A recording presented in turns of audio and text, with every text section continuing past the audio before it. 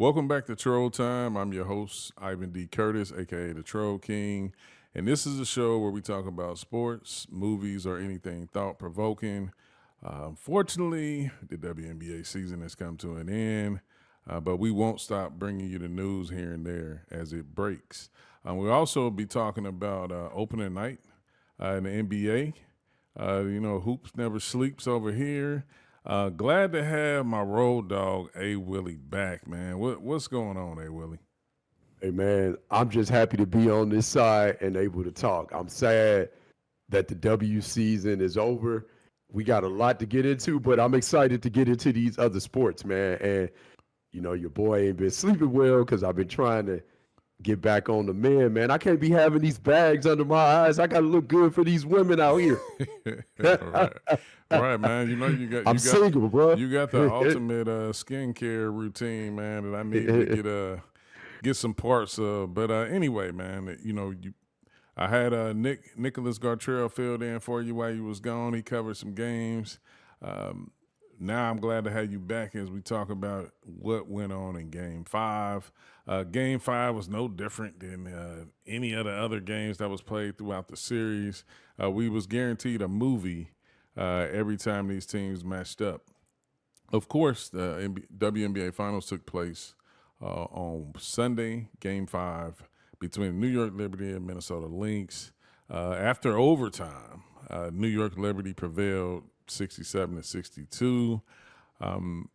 It was a really good game up until the end, and we'll get into that. But just to cap it off, just to run down some numbers, and then I'm going to throw it over to A. Willie. Jonquel Jones came out and set the tone, finished with 17 points, 6 rebounds, 5 for 10 from the field, 7 for 7 from the free throw line. We always talk about her play being vital with the New York Liberty being successful, and she did just that. She was dominant in the paint, didn't stand out and settle for jump shots, so big ups to her. Nara Sabali was another killer off the bench, man. 13 points, 7 rebounds, 5 for 7 from the field, 3 for 4 from the free throw line. I ultimately gave her the game ball, aside from Jonquel Jones winning the Finals MVP. Then you had Sabrina, who they say. Hold on. Let me say this real quick about Niara. If people been walking with us from the beginning, we called out before this series started that she is going to play an integral part at some point, right or wrong? Yeah. Okay. I just want to say that. I go a step further. I remember I was there when they drafted her, and I was kind of hesitant in the beginning because I'm like, well, they drafted her and she couldn't play. So I was like, but now I rethought about that after watching Game 5. Like I said, Jonquel Jones took home Finals MVP. Sabrina Ionescu, 5 points, 7 rebounds, 8 assists, 1 for 19. A lot of people wanted to clown her after the game, and I get it. I mean, you're going to have that, but if you can go 1 for 19 and 1 for 10 from the 3 and your team still wins the championship, that means you just were on the best team. Simple as that. And then to cap it off, Breanna Stewart, 13 points, 15 rebounds, didn't shoot well neither. 4 for 15 from the field, 5 for 8 from the free throw line. And then I wanted to save Leonie Fiebich, 13 points, 7 rebounds, 4 for 11 from the field, but she was just as pivotal as Jonquel Jones coming out setting the tone and Niara Sabali dominating off the bench. Hey, Willie, I'm going to pass the rock over to you. We ain't talked hoops in a while. I ain't heard your thoughts, man. At least I ain't heard them. I done seen them on the phone or text message. But give me your thoughts on Game 5 of the WNBA Finals. Man, let me tell you, bro. To your point, I'm going to say this, man, as it relates to, because we're about that point guard life, because both of us played that position, and we know how important that position is. I'm going to tell you this, man. Sabrina Ionescu she ended up having 7 rebounds and 8 assists with her shooting that bad. That means that she was involved in other areas of the game. You know what else she did? One of the things that people talked about her when she was coming out is, teams would target her and they would go at her on the defensive end and make her guard. Sabrina Ionescu was guarding, man, in game 5, moving her feet, staying in front of, making Courtney Williams in particular, making her job very, very difficult. And to me, that was one of the keys as well. What Minnesota was not able to get done at that point guard position. You and I talked about that a lot. The games where Courtney Williams played well, the games where they got significant contributions off the bench from Natisha Heidemann, generally speaking, they played well. But between Natisha Heidemann and Courtney Williams, 7 turnovers in that game. Yes, we can talk about a whole lot of stuff, and I know we're going to talk about a whole lot of stuff as it relates to the officiating, and rightfully so. But when you're at that point guard position, and this is an overtime game, every possession is pivotal.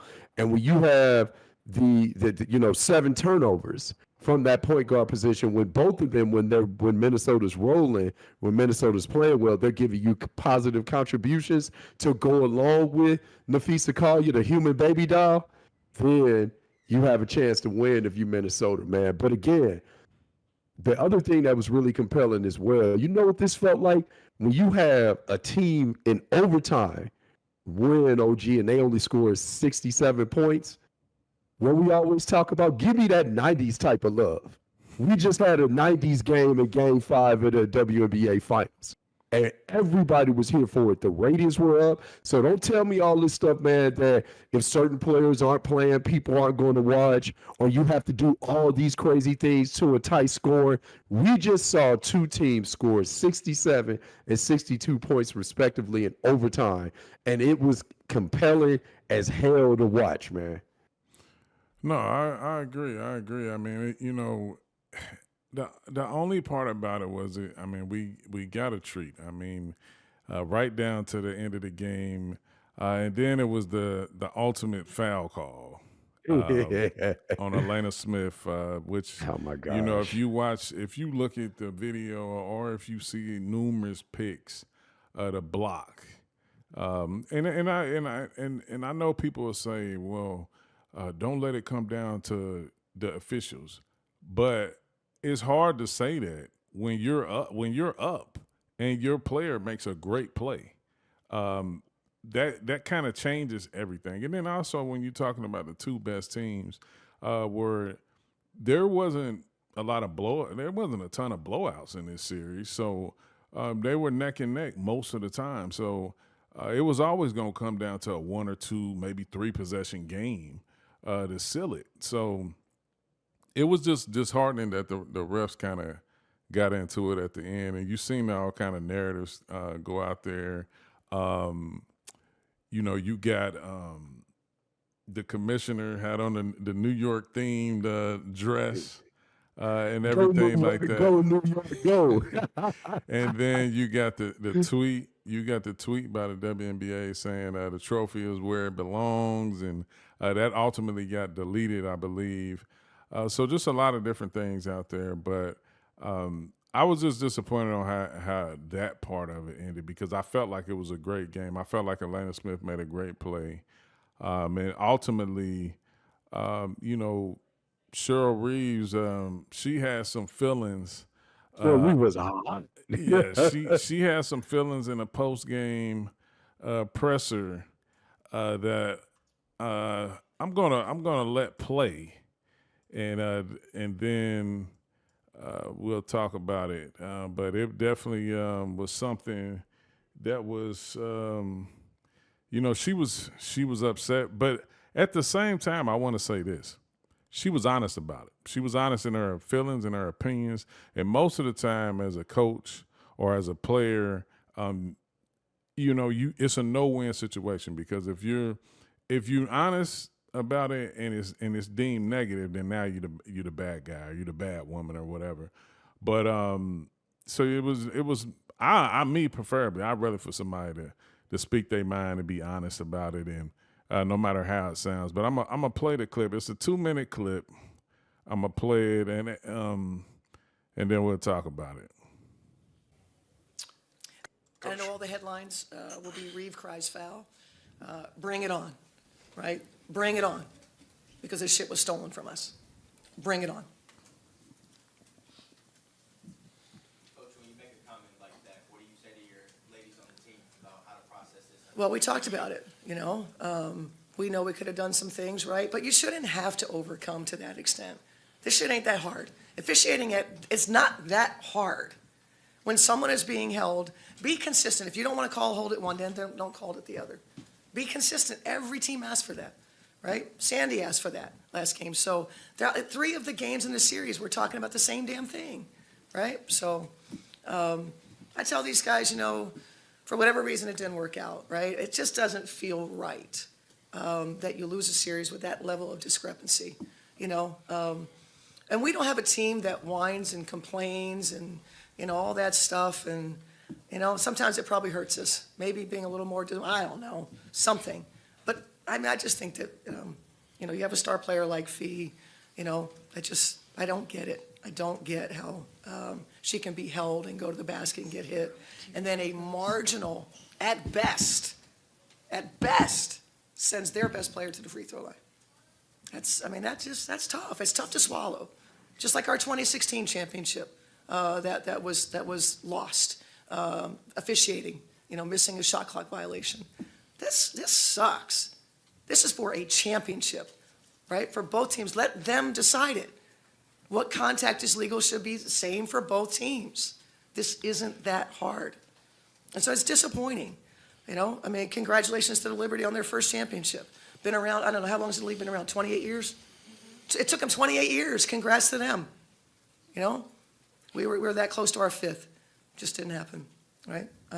It's disappointing. It's incredibly disappointing, But these guys, they got to try to pick themselves up and go, we were that damn close, and, it hurts. Now, those was the words by Coach Cheryl Reeves, 4-time champion coach for the Minnesota Lynx.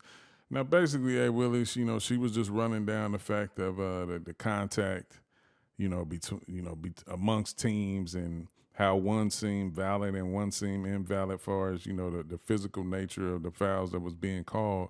And then on the other hand, she mentioned about the 2016 championship where a shot clock violation was missed. That she felt like ultimately cost them that championship. And then she made a subtle gut punch at the end where she talks about it took them 28 years. And the troll king in me, I couldn't help but to chuckle, man, because let's be real, man. Nobody feels good after losing, man. Nobody. Like everybody, they be like, man, they want people to be real. They want people to be honest. Well, there it is. Like no coach wants to sit up there and be like, well, just, hats off to the New York Liberty. They played, outstanding. Man, nobody wants to say that shit. They say that so they won't get face any scrutiny publicly. But internally, come on, man, if we all have competed at any level, especially at the highest level, man, nobody, they not trying to, that's not really what they want to say. They don't want so to say that. she said it, man. Just give your quick thoughts about Cheryl Reeves' presser. Man, first off, let me say this. If people don't know this, Elena Smith, dog. Real dog. You saw this woman dealing with ankle injuries. You saw this woman dealing with back issues, coming back to try to win the title, man. She's a dog, and people don't talk about her in those terms because her demeanor doesn't display that, but she is a dog, a real dog. Secondly, man, to your point, because again, if she came out, if Coach Reeves came out and gave the hats off to the Liberty, congratulations, what would we say, right? If we talking late 80s, early 90s hip-hop slang, that's where keeping it real came from. So we would want them to keep it real. That's exactly what we would say. Hats off to the Liberty. I'm happy for them. Great series. Yeah, right. Nobody want to hear that damn talk. So the fact that she gave it to you, as ODB would say, gave it to you raw, I'm with that, man. And because, again, the other thing is I understand her pain. I feel her pain because even before that phantom foul call that we saw, Ivan, how many steps did Breanna Stewart take before she allegedly got touched by Elena Smith? How many steps did she She was take? dancing with the stars, brother. Oh my gosh, right? She would have won. Right? She would have won. Get out of here, Emmitt Smith. Get out of here, Dwight Howard. I'm dancing with the stars because, man, she took so many steps when she did that. And that was happening throughout the game where people were taking extra steps and whatnot. Here's the other thing where I understand where she's upset. Who would you say is the second best player in the world right now as we talk? Nafisa Collier. The human baby doll, right? So, with that being said, she took 23 shots. 18 of them were in the paint. How many times did she go to the free throw line, brother? 0. 0. And So- I say, and I'm gonna get to it. I say Minnesota stats for last, but I'm gonna get to that. Yes, man. So I say that, so I don't want to talk too much about that because I'm sure we will. But again, when you have that type of discrepancy, 8 free throws in total, other team shoots 25 free throws. And people, it's easy to say, okay, but you're not attacking the paint. Yes, they were. And you're not getting those types, if you're not getting the calls and your star is not getting the benefit of the doubt, I can understand that, man. So I'm going to leave that alone so we can talk about it. Yeah, man. I mean, like you mentioned, 0 free throws. Now, 25 to 8 when we talk about the free throw difference.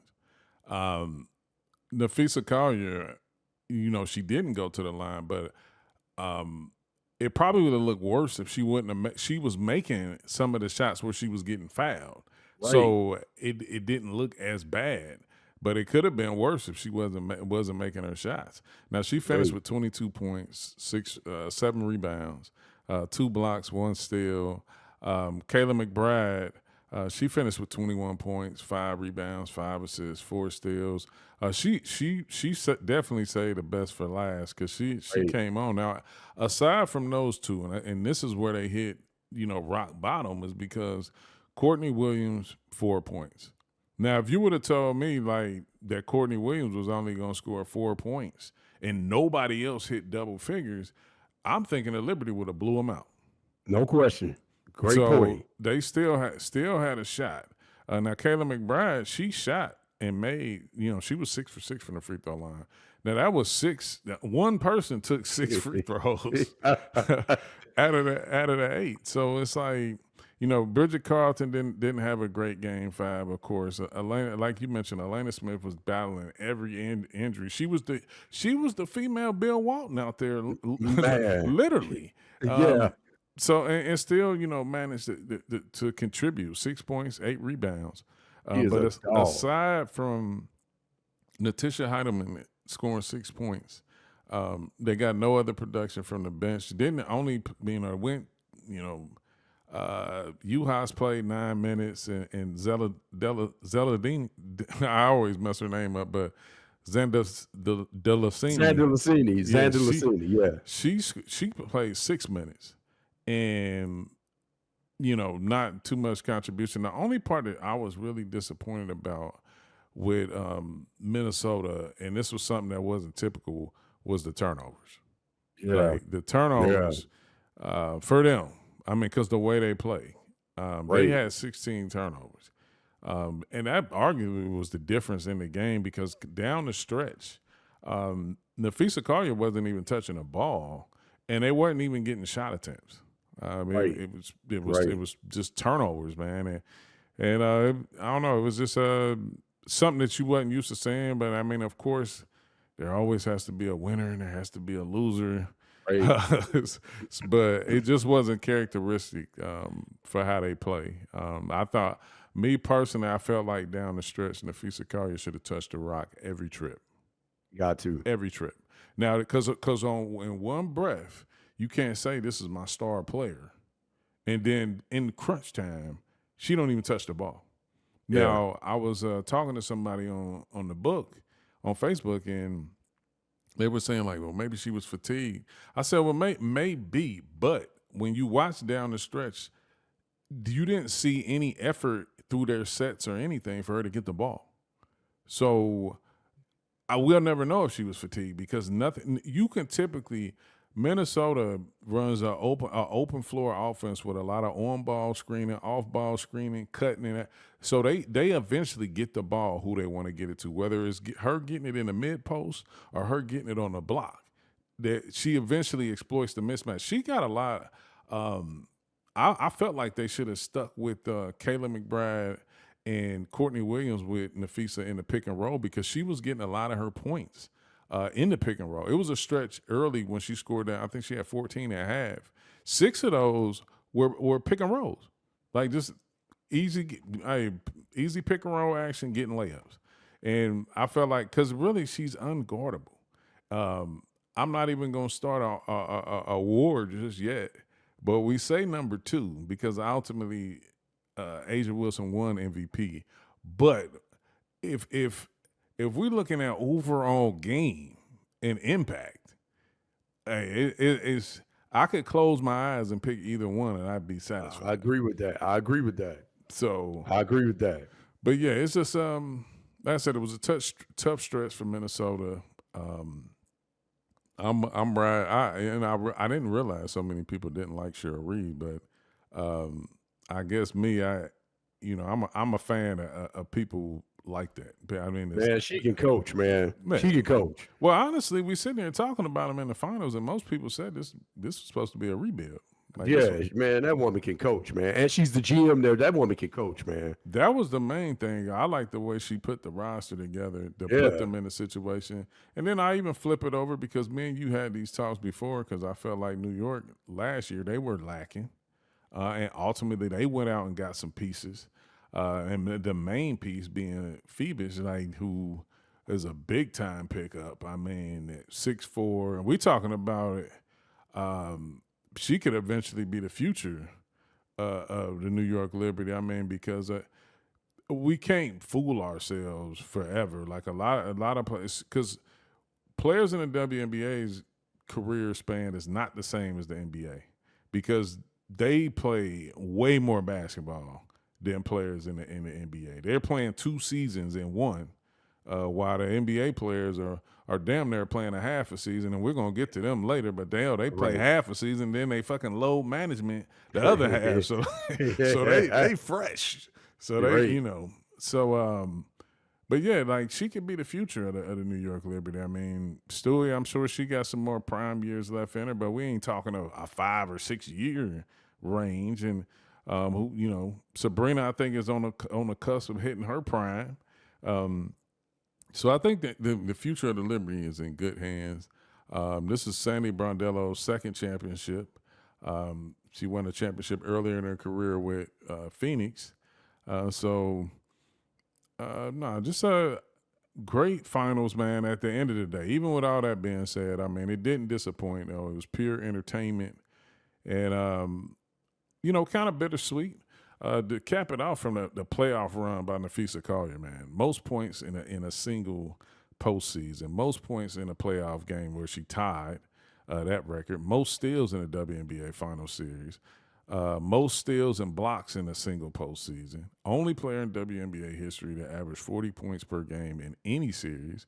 Only WNBA player in WNBA playoff history to post 3 straight 25, 10 rebound performances. So, I mean, and most would even say, I mean, and you could probably even argue, like, where is Nafisa Collier at in her career? Because she ain't. I mean, you would probably say she probably hit her prime. She was drafted back in 2019, the 6th pick. So this was probably around the corner where you started looking at career-wise. She probably is hitting her peak. But yeah, to go, I'm looking down the line real quick. Even if you're just talking points per game, 2022 she averaged 7.3 points, but she only played 4 games. Ultimately, that was the short season for her, I believe. I think I don't know if she was hurt. I don't want to say if she was pregnant or if she was hurt or at that time, but.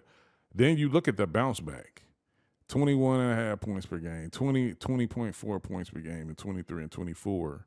and I think it's over now, man. I don't think you're seeing anything less from Nafisa Carter. Everything, all her numbers went up this season, aside from scoring. And the way Minnesota plays and the way their team is built, I think she is the perfect superstar for them. Any last words you want to say as the WNBA season is coming to a close? Man, as it Has came relates to to a close anyway. yeah, as it relates to Nafisa, she is the type of player that, and I've said this to you before, and I probably said it on when we congregate as well for everybody to see and listen to. She's the ultimate superstar that allows other people to be superstars, meaning she can get hers and get off, and it allows other people to get off as well. She does not impede other people for getting off because she's so damn efficient. Economy of movement is on 12 on a scale of 1 to 10. It's just so easy for her. The other thing I say as well, which is down the stretch where you were talking about maybe there was some fatigue, I don't think so, because defense is about desire and heart. Yes, it's about positioning and intelligence, and that gets underrated in defense, which she has.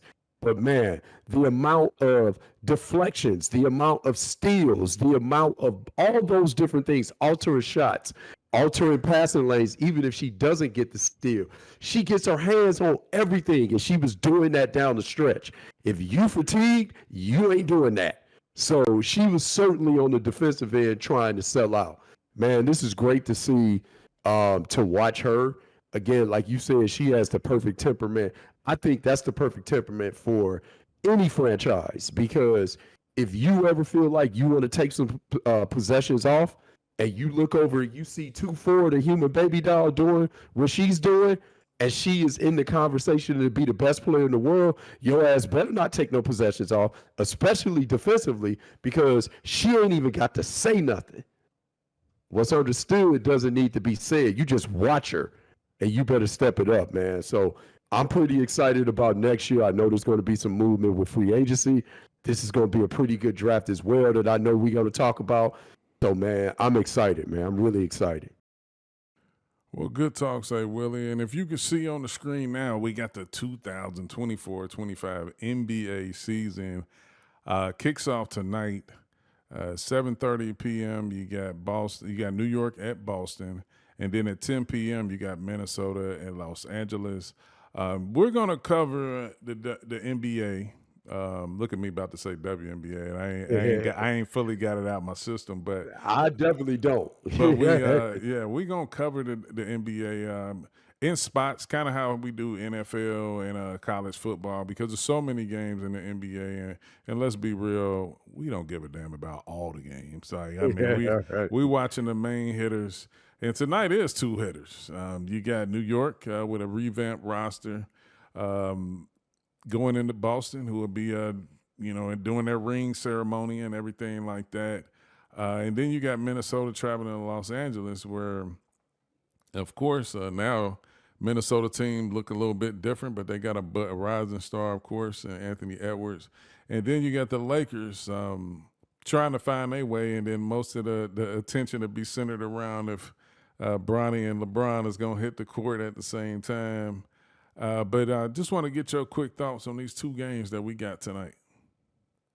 Man, the Knicks and Celtics, Stephen A. Smith interviewed Jaylen Brown, and Jaylen Brown was slightly concerned about the Knicks. So the petty is already starting, man. So I'm really, really excited to see that, because, again, it's fun when it's petty, right? It's fun when it gets competitive. And, nobody's taking any personal shots. They just want to go at each other on the floor. I feel like the Knicks have something to prove. They want to prove that, hey, say to the Celtics right out the chute, the night that y'all get y'all rings, we are for real. So what you got, we want it. So, what the Knicks are trying to do is, what they say, walk in your trap and take over your trap. That's what the Knicks are trying to do in Boston. I'm all for it. I feel like Jason Tatum has something to prove. Man, what's going to be really compelling as basketball guys, as guys that scout this, man, looking at Jason Tatum changing the shot. trying to get the hitch out of his shot as he tries to look to have a quicker release and be more accurate from the 3-point line and on catch and shoots, because he didn't shoot that well throughout the playoffs, and that sort of shooting slump extended throughout in the Olympic run as well. The other guy that changed his shot also in New York, Mikal Bridges, a guy I know something about because we drafted him in Phoenix and we helped him become the player that he's becoming because we saw something. But I'm going to tell you, man, it's really, really compelling to see those guys changing their shots at this stage of their careers. I love the fact that they're trying to get better, but at the same time, man, this is going to be very, very interesting to see just how accurate these guys are on catch and shoots, because both of these teams, yes, they're going to be the way they play is predicated on ball movement, getting open shots for their guys. Man, I'm also looking forward to seeing when Porzingis gets healthy, Porzingis and Towns. I'm interested in seeing Towns play a lot of 5. Man, I'm very excited to see this. And then, of course, the Lakers, man, the team in my city. Yeah, I'm very excited to see what they do. I really want to see Bronny and LeBron take the court. I want to see both of them score. And I want to see how much Ant-Man doesn't want to let that happen and see if he wants to be petty. So I'm excited, man. Yeah, no doubt. I mean, and then like you mentioned some of the health reports. The Knicks, just notables. Precious Achiuwa, he'll be out. And it says estimated return date November 4th, and then Mitchell Robinson, who I love, be out December 1st. I just like how active he is for a big and different things like that. I mean, he does all the utility work. And then Porzingis is noted to be out until December 1st. And then if you flip it over to the other side, just Jared Vanderbilt and Christian Wood out until November 4th. Just like in any time of the year for the NBA, health is always critical. It's always the most healthiest teams most of the time is the teams that win at the end of the day. Like I said, only 2 games tonight. Not really figuring out how we gonna really cover the NBA just yet. Maybe we may recap it once or twice a week, just about some main hitter games and stuff like that. But definitely exciting time. We'll be looking in the college hoops, men and women, predominantly the women, more than anything. Absolutely. It's a few players that I'm intrigued to watch in college basketball. Ace Bailey at Rutgers, and then the main event over at Duke. Cooper Flag. Check him out. But other than that, I'll be rocking with the women, and we'll start doing a preview here of that soon. Their season is about to get ready to kick off. The college season is about to get ready to kick off as well. But just per usual, Willie, as I always ask you at the end of every show, man, you got anything you want to get off your chest? Man, I got a lot of it off my chest when we talked about Cheryl Reeve, man. I'm not here for the Cheryl Reeve slander. I'm not here for it. I love when athletes are authentic. That's what we talk about when we talk about this new media and these athletes having platforms. You want to hear what they have to say in real time, and you want real feelings. Same thing with these coaches. I'm really, really here for that. The other thing I'm going to say as well, I'm not here for the Angel Reese slander as well, as she looks to continue to do what she does on the floor and continue to build her platform off the floor as well. Man, clearly people are interested in it. Let Angel do her thing. So I'm not here for that Angel Reese slander as well. Understood. And for me, last words, man, I really want to thank everybody who, been supporting the Troll King throughout the WNBA season. I know you get a shit ton of other stuff that I post too as well, whether you like it or not, I don't care. Because basically, it's only one person that got to like what you post, and that's you. Because you post it. But just sincerely, I want to thank everybody who was supportive, who engaged. Whether you agree with me or not, you realize that I don't try to tell people how to think. or anything of that nature. I'm open dialogue to any and everything. But I'm truly grateful for the support. I can't say that enough. And we'll continue as long as I'm on this green earth. Well, at least it's green some of the time. But as long as I'm here, I'll be covering the WNBA and a boatload of other things. Like I said, this is a show for sports, movies, or anything thought-provoking. If you really want to join the show or want to come on for any particular topic, man, just reach out to me. DM me on Facebook at Ivan D. Curtis, or you can email me at trollkingent@gmail. It's just been a fun time. I want to thank everybody who also has been tuning in to the show. It's something that basically you guys helped start, because a lot of people was asking, like, man, where you need to do a podcast, or you need to do this and that. And I basically took note and listened to you, and then that's how Troll Town was born. Big shout out to my right-hand man, A. Willie, for, always making himself free for the show. I appreciate you. And like I always say, if you don't remember anything else, I'm here to laugh, show love, promote, talk sports, movies, joke, and troll. Catch you on the next episode. No Dodgers.